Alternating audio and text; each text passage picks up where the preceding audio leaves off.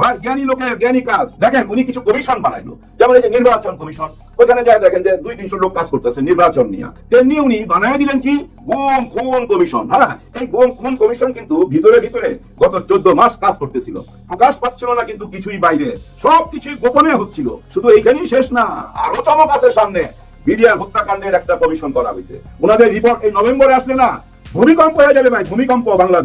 বাংলাদেশের ইতিহাসে এসব ঘটনা কখনো দেখছেন? গত 54 বছরে এরকম কোন ঘটনা কোন রাজনীতিবিদ বা কোন রাজনৈতিক সরকার যারা নির্বাচন করে আসে সরকার চালাইতে, তারা করতে পারছে? করতে পারে নাই। কিন্তু ডক্টর ইউনূস স্যার দেখেন ঠান্ডা মাথার খেলোয়াড়, ঠান্ডা মাথায় খেলে দিল। তো আপনারা যারা মাছ ধরেন বড়শিতে, আপনারা জানবেন বড় মাছ ধরার জন্য অনেক ধৈর্য লাগে ভাই, বড়শি বাইটা বসে থাকতে হয়। আর ছোট মাছের ব্যাপারে কি হয় জানেন? ওই টোপের দিকে তাকায় রইলাম, টোপটা যদি একটুখানি নিচে যায় সঙ্গে সঙ্গে টান দিলাম, চলে আসলো ট্যাংরা নাইলে পুঁটি। কিন্তু আপনি রাঘব বোয়াল যদি ধরেন তাহলে কি করতে হবে? যখনই আপনার টোপে টান দিবে তখন আপনি টান দিতে পারবেন না, আপনাকে ঠিক দিতে হবে, সুতরাং ছাড়তে হবে। ওই যে চাকরিটা দেখেন না ঘুরতে থাকে, আর ওই মাছটা পানির নিচে দিয়ে একবার এদিক যায় একবার এদিক যায়, কিন্তু গলার মধ্যে তো কাটা আটকাই ফেলাইছে। যতই দৌড়াদৌড়ি করুক টান দেয় না কিন্তু যে বর্ষি ধরে বসে আছে, কারণ সে জানে ও ক্লান্ত হবে। ক্লান্ত হওয়ার পরই তাকে আমি কাছে নিয়ে আসবো, তারপর আস্তে আস্তে আস্তে আস্তে টাইনা সামনে আনে। সামনে আয় নাই কিন্তু আবার টান দেয় না, কারণ টান দেয় না কেন? যদি বর্ষির সুতাটা ছিঁড়া আবার চলে যায় তখন কি করে জানেন? ওই যে গোল একটা চাক্কির মতো ওর মধ্যে জাল পেঁচানো থাকে, ওই জালটা দেখবেন আস্তে করে মাছের নিচে দিয়া আস্তে করে উপরে টাইনা নিয়ে আসে। ঠিক তেমনি বর্ষি গাইটা দিছে অনেক আগেই, কিন্তু সুতা ছাড়তেছিল। ওই সুতা ছাড়ার মধ্যে একটা মাছ ছুটে গেছে ভাই, শুনতেছি এই সিলেট দিয়া কোন তামাবিল দিয়া পার হয়ে গেছে ওই দেশে। উনি লেফটেন্যান্ট কর্নেল কি যেন নাম, আচ্ছা নামটা মনে থাকলো কমুনা, দরকার নাই অত গভীরে যাওয়ার, আপনারা সবাই জানেন। কিন্তু বাকি মাছগুলা বাইর হইতে পারে নাই ভাই, ছুটতে পারে নাই। ওই যে আস্তে আস্তে এখন কাছে টাইনা নিয়ে আসছে, সবই ক্যান্টনমেন্টের মধ্যে আছে। 15 জন আছে, 15 জন ভাগতে পারে নাই। আর ওই বাকি 15 জন এখন একদম কাছাকাছি, নিজ দিয়া কিন্তু অলরেডি জাল পাইতা ফেলাইছে। এখন শুধু টাইনা তুলবে, মানে হাত করা লাগাবে। আজকে ক্যান্টনমেন্ট থেকে সরাসরি জানাই দিছে আমরা ন্যায় বিচারের পক্ষে, অন্যায়ের বিপক্ষে। সে অন্যায় যেই করুক না কেন ওনারা মাইনা নিছে ভাই। এবং ওনারা এমন কথাও বলছে, এই যে গুম খুন কমিশন থেকে যারা যখন যেভাবে সাহায্য চাইছে আমাদের কাছে, আমরা সেভাবেই সাহায্য করছি। এমনও ঘটনা আছে যে ওনারা কথা বলতে চায় এমন একজনের সঙ্গে যে হচ্ছে এখন কুমিল্লা নারে বরিশাল, আমরা তাকে ঢাকা আনাইছি এবং তাদের সঙ্গে কথা বলার সুযোগ করে দিছি। আসলেই সেটা করছে। হ্যাঁ ভাই করছে। তো না করলে এই যে আয়না ঘরের যায় টাইলস খুঁজে বাই করতে পারতো? ক্যান্টনমেন্টে ঢোকার জন্য পারমিশন লাগে না, অনুমতি লাগে না, ওনারা অনুমতি দিছে বলেই কিন্তু হয়েছে। কিন্তু এই অনুমতিটা এত গোপন রাখা হয়েছে, কোন কমিশনারের তদন্তটাকে না অনেক গোপনে রাখা হয়েছে। আলোচনায় কেন আনে নাই জানেন? ডক্টর ইউনূস স্যারের তো ওই স্বভাব নাই, 2 দিন পর বা 1 দিন পর বা প্রতিদিন ক্যামেরার সামনে আসবে আর কিছু কথা বলবে। বেশি কথা বললে তো মুখ দিয়ে ফাঁস হয়ে যাবে ভাই, কথা বাইরে যেতে পারে। উনি তো কম কথার লোক, যার জন্য কোনো আলোচনায় আসে নাই। আর আমরা সবাই বলাবলি করতেছিলাম ডক্টর ইউনূস দেশ চালাতে পারবে না, ওনার কোনো ক্ষমতাই নাই, ওনার কোনো যোগ্যতাই নাই। ভাই ওনার যোগ্যতা উনি কিভাবে দেখাবে? আইন শৃঙ্খলা বাহিনী যদি তার কাজটা ঠিক মতো না করে, উনি যাবে আসামি ধরার জন্য কুমিল্লায় 14 গ্রামে? উনি যাবে? উনি তো যাবে না। উনি যাদের পাঠাবে, ওই যে বললাম না ইউনিট করা আছে, এটাকে বললাম যে একটা ছবি বানাইবার জন্য অনেকে সহযোগিতা থাকে, বিভিন্ন ইউনিট কাজ করে। এখন ওনার প্রশাসনের ইউনিট যদি ঠিক মতো কাজ না করে উনি কি করবে? আর এই কাজ না করার পিছনে কাদের ষড়যন্ত্র এখন তো পরিষ্কার, আপনারা বুদ্ধিজীবীরা। আর ওনাকে এই বিফল দেখাইবার জন্য কি কি ষড়যন্ত্র হচ্ছিল এখন তো আয়নার মতো পরিষ্কার। এখন সত্যটা সামনে বলার চেষ্টা করেন সবাই। ডক্টর ইউনূস স্যারকে যারা তুচ্ছ তাচ্ছিল্য করছেন, আইসা এখন সরি বলেন। এখন না বললো নভেম্বরে সরি বলতে বাধ্য হবেন। নভেম্বরের চমক তো ভাই বিশাল চমক, বললাম না ভূমিকম্প হয়ে যাবে, ভূমিকম্প। কারণ এই বিডিআর হত্যাকাণ্ডের সাথে দেখবেন অনেকেই জড়িত। এমনও হইতে পারে কোন রাজনৈতিক দল জড়িত, বড় বড় রাজনীতিবিদরা জড়িত হইতে পারে ভাই, 2-1 জনের নাম চলে আসতে পারে। দেখেন এমনও ঘটনা ঘটতে পারে নভেম্বরের পরে অনেকে আশা করতেছে আমি নির্বাচন করুম, দেখা গেল সে নির্বাচন করতে পারলো না, কারণ ওই বিডিআর হত্যাকাণ্ডের সাথে সেও জড়িত। এরকম ঘটনা হইতে পারে, আমরা নভেম্বরের জন্য অপেক্ষা করি। দেখেন ডক্টর ইউনূস স্যার একটা কথা খুব গুরুত্ব দিয়া বলছিল যে আমরা এমন কিছু কাজ করে যেতে চাই যেন কোনোভাবেই যেন আর স্বৈরা শাসক জন্ম না নিতে পারে, অথবা স্বৈরা শাসক এই বাংলাদেশে ইন না করতে পারে, অথবা পার্শ্ববর্তী দেশ থেকে যেন কোনো অপকর্ম কোনো ষড়যন্ত্র আর জীবনও না করতে পারে। আমরা সেই সব রাস্তাগুলো বন্ধ করতে চাই। উনি নিজে বলছে ভাই আমরা সেই রাস্তাগুলো বন্ধ করে দিলেই আমাদের দেশটাকে আর কেউ রুইটা দাঁড়াইতে পারবে না। উনি বলছিল না বাংলাদেশ আছে এমন একটা পজিশনে, চীন আর ভারতের মাঝখানে, চীন আর ভারত যদি আকাশে উঠতে চায় সে হাওয়াতে আমরাও আকাশে উড়ে যাব। ডক্টর ইউনূস স্যার বাংলাদেশটাকে কতটা ভালোবাসে আপনারা কি বুঝতে পারছেন না?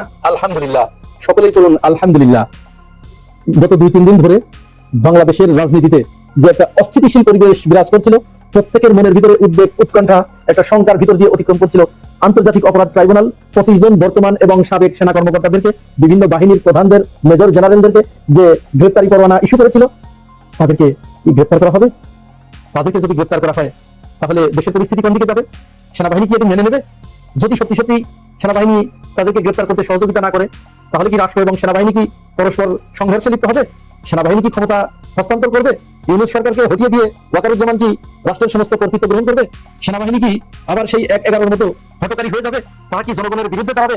ইত্যাদি নানা ধরনের প্রশ্ন বাংলাদেশের মানুষের কোমলমতি মানুষের হৃদয়ের ভিতরে ঘুরপাক খাচ্ছিল, আর তাদের চোখের সামনে একটা সরষে ফুল দেখার মতো অবস্থা তৈরি হয়েছিল। আমি গতকালকের ভিডিওতে আপনাদেরকে দেখিয়েছিলাম, সেখানে পরিষ্কার করে বলেছিলাম সেনাবাহিনীর জুনিয়র এবং সিনিয়র অফিসারেরা, সৈনিকেরা, তারা এই বিচার প্রক্রিয়াকে সামনে এগিয়ে নিয়ে যাওয়ার জন্য, এই বিচার প্রক্রিয়াকে ত্বরান্বিত করার জন্য, রাষ্ট্রকে সহযোগিতা করার জন্য তারা সেনাপ্রধানকে তারা টাকাটা দেয় এবং তারা সেনাপ্রধানকে পরিষ্কার করে বলে দেয় যে আমাদের এই কাজে সহযোগিতা করতে হবে।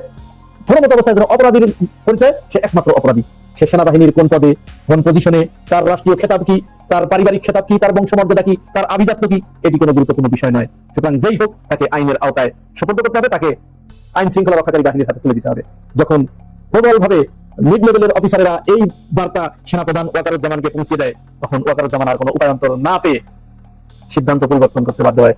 অবশেষে যে জন্য আজকে আলহামদুলিল্লাহ পড়লাম, সেই আলহামদুলিল্লাহ পড়ার মূল অর্থ হচ্ছে আজকে 15 জন, আজ আমি এই ভিডিও যখন করছি, হয় আপনারা বুঝবেন যে গতকাল 15 জন রানিং দায়িত্বপ্রাপ্ত অফিসারদেরকে হেফাজতে নেওয়া হয়েছে, গ্রেফতার করা হয়েছে।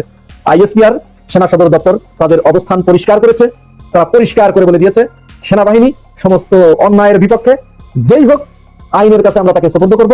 আমরা বাংলাদেশ সংবিধানের যাবতীয় আইন এবং কানুন মেনে আমরা সেখানে সহযোগিতা আগেও করেছি, এখনো করছি, ভবিষ্যতেও করব। কারণ পদ পদবীর দিকে না তাকিয়ে আমরা ইতিমধ্যেই 15 জনকে গ্রেফতার করেছি, আইএসপিআর জানিয়েছে।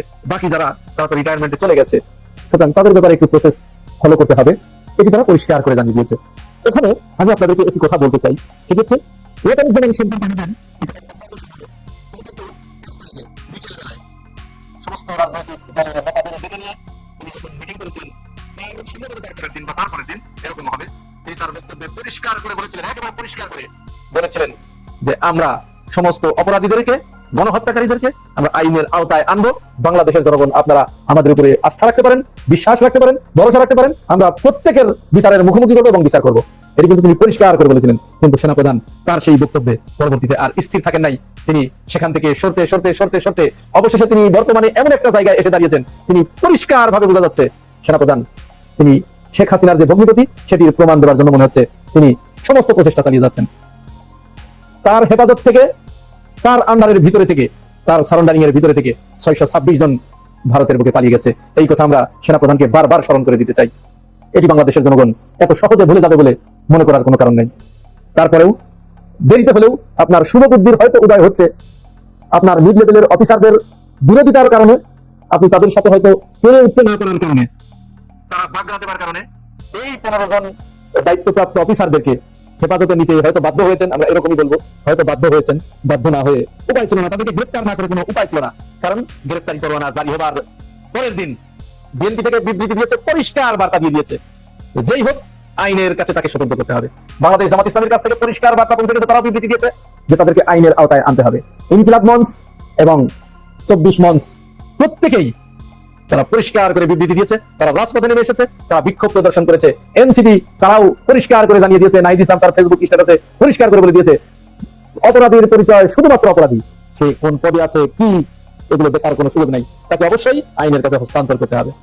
এই চাপে করে তাকে সেনা সদর দপ্তর জানিয়েছে। আজকে বিকেলে অর্থাৎ 11 তারিখ শনিবার বিকেলে আইএসপিআর যে সাংবাদিক সম্মেলন করেছে, সেখানে তারা পরিষ্কার করে জানিয়ে দিয়েছে যে 15 জনকে তারা হেফাজতে নিয়েছে।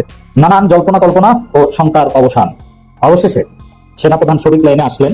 আমাদের যে প্রত্যাশা, আমাদের যে চাপ, এতদিন সেনাবাহিনীর দুষ্কৃতিকারী কর্মকর্তাদের বিরুদ্ধে এবং সেনাপ্রধানকে টার্গেট করে এতদিন যে কথাবার্তা বলেছি, যে রমক দিয়েছি, যে চাপ তৈরি করেছি জনগণের পক্ষ থেকে, সেই উদ্দেশ্য সফল হয়েছে। কি, সেনাবাহিনী আমাদের গর্বের জায়গা, সেনাবাহিনী আমাদের গর্বের প্রতীক। কোনো বিরোধ নাই, বরং আমরা একে অপরের পরিপূরক, শুভাকাঙ্ক্ষী। তাহলে উদ্দেশ্য কি ছিল? যেসব সেনা অফিসার গুম খুনের সাথে জড়িত ছিল, সেনাবাহিনীর পেশাদারিত্ব ধ্বংস করেছে, তাদের বিচারের দাবি, এটাই ছিল একমাত্র উদ্দেশ্য। ওয়াকারুজ্জামানের প্রতি আমাদের সামান্যতম ক্ষোভ থাকার প্রশ্নই ওঠে না। ক্ষোভ একটা জায়গায়, তিনি যদি গুম খুনে জড়িত অফিসারদের বাঁচানোর চেষ্টা করেন, এছাড়া কোনো ক্ষোভ, কোনো শঙ্কা কিচ্ছু নেই।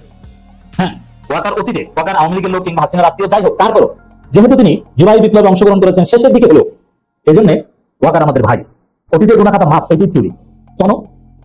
আপনি একটা উদাহরণ নেন, বদরের যুদ্ধে, উহুদের যুদ্ধে, খন্দকের যুদ্ধে, অনেক যুদ্ধে আল্লাহ রাসূল সাল্লাল্লাহু আলাইহি সাল্লামের বিরুদ্ধে যুদ্ধ করেছেন, ইসলামের বিরুদ্ধে যুদ্ধ করেছেন। কিন্তু সে জীবনে সেই ইসলাম গ্রহণ করে হয়তো ইসলামিক পক্ষে একটা যুদ্ধে অংশগ্রহণ করেছেন, অথবা কোনো যুদ্ধে অংশগ্রহণ করতে পারেনি, মক্কা বিজয়ের সময় ইসলাম গ্রহণ করেছেন, সে জান্নাতি। আল্লাহ রাসূল তাকে কবুল করেছেন, তার মর্যাদা সাহাবী, হিন্দা থেকে শুরু করে এরকম অনেক এক্সাম্পল আছে। ঠিক তো ব্রো, ওয়াকার অতীতে যাই করুক না কেন, রাসূলের প্রথমে যদি ভূমিকা রেখে থাকে লিখেছে, কিন্তু ওয়াকার আমাদের পক্ষে শক্তি, অতীতে অন্যায় করলো সেটা মাপ। কিন্তু ওয়াকার লাইন ছাড়া বেলাইনে চলে গিয়েছেন। কি তিনি অবশ্য তার অনিশ্চয়তা থেকে তিনি গুম খুনে জড়িতদের অনেকে সাইডে দিয়েছেন, বাঁচানোর চেষ্টা করেছেন, এবং অভিযুক্ত সেনা কর্মকর্তাদের বিচার আইসিটিতে করতে বাধা সৃষ্টি করার চেষ্টা করেছেন। তিনি চেয়েছিলেন যে সেনাবাহিনী নিজস্ব আইনে নিজস্ব বিচারে রেকর্ড মার্শাল করে। এইগুলোতে আমাদের সমালোচনা আছে, কিন্তু না, সব জল্পনা কল্পনা সংখ্যার অবসান ওয়াকার এবার লাইনে। সেনাবাহিনীর পক্ষ থেকে আনুষ্ঠানিকভাবে প্রেস ব্রিফিং করে জানানো হয়েছে, ট্রাইব্যুনালের চার্জশিটের নাম আসা সবাই অলরেডি গ্রেফতার। এখন কোর্টের কাছে হ্যান্ডওভার করা হয়নি, কিন্তু সেনাবাহিনী ইন্টারনালি হেফাজতে নিয়েছে, that means they are arrested. আমরা এটাই চেয়েছি, এবং সেনাবাহিনী স্পষ্ট করে বলেছে আমরা এই বিচারের পক্ষে, এবং রাষ্ট্র যেটা একটা সর্বোচ্চ কমিশন গঠন করেছে, এবং আন্তর্জাতিক অপরাধ ট্রাইব্যুনাল যে বিচার হচ্ছে, এরপর সেনাবাহিনীর নিজস্ব কোনো বিচার, নিজস্ব কোনো কমিশন এগুলো চলতেই পারে না। সেনাবাহিনী এই বিচারের পক্ষে, এবং এই আইসিটিকে তারা সমর্থন করে, আইসিটির অধীনে বিচারের পক্ষে, এবং আইসিটিকে তারা কোঅপারেট করছে। যেসব ডকুমেন্টস চাচ্ছে আইসিটিকে সেনাবাহিনী দিচ্ছে, লাস্ট বৃহস্পতিবারও দিয়েছে। এর মানে আগামীকাল রবিবার, আমি যখন কথা বলছি শনিবার, এরা অফিস করতে পারবে না, এরা অলরেডি হেফাজতে। ওদের ঘটনা ঘটে গেছে, সেনাবাহিনী আইসিটিকে পূর্ণ সমর্থন করছে, তারা আইসিটির অধীনেই কোনো কোর্ট মার্শাল আইসিটিতেই গুম খুনে জড়িত অপরাধীদের, সেনা কর্মকর্তাদের, সার্ভিং হোক রিটায়ার্ড হোক, তাদের বিচারে সমর্থন জানিয়েছে। এই যে আমাদের বিজয়, কেন জানিয়েছে? জনগণের চাপে জানিয়েছে। কেন জানাতে বাধ্য হয়েছে? কেন? ডাকসু ফকিং বার্তা দিয়েছে, সাদিক কাইমরা বার্তা দেওয়া মানে ছাত্র জনতার বার্তা। রাজনৈতিক দলগুলো সবাই বার্তা দিয়েছে, কিন্তু জামাত আর বিএনপি দেয়নি। জামাত বিএনপি কেন দেয়নি এটা আলাদা একটা রহস্য। জামাতও দেয়নি, বিএনপি জামাত এখানে দুই গ্রুপই কিন্তু একই পথের প্রতীক। তো অনেকে বলেন এই তাজুল ইসলাম জামাত ইসলামের আইনজীবী বলে তিনি জামাত করতেন না, তিনি করতেন এবিবাটি। এখানে যদি তিনি জামাত করতেন, জামাতের রকম হতেন, তাহলে ডাক্তার শফিকুর রহমান তাজুল ইসলামকে এই বিচার হয়তো করতে দিতেন না। হ্যাঁ, এই জায়গায় জামাত প্রতি আমাদের সমালোচনা আছে, হোয়াটএভার, এটা এখানে আলোচ্য বিষয় না। বিএনপি জামাতের অবস্থান কি? বিএনপি তো সরাসরি স্পষ্টই বিএনপি বুদ্ধিজীবীরা প্রচার করা শুরু করেছিল যে না, কোর্ট মার্শালে বিচার হওয়া উচিত, এখানে আইসিটিতে কেন বিচার হবে? এই বিচার আমরা সমর্থন করি না, কিন্তু সেনাবাহিনী নিজেরাই সমর্থন করে। বিএনপি সমর্থন না করলে তাতে কি আসে?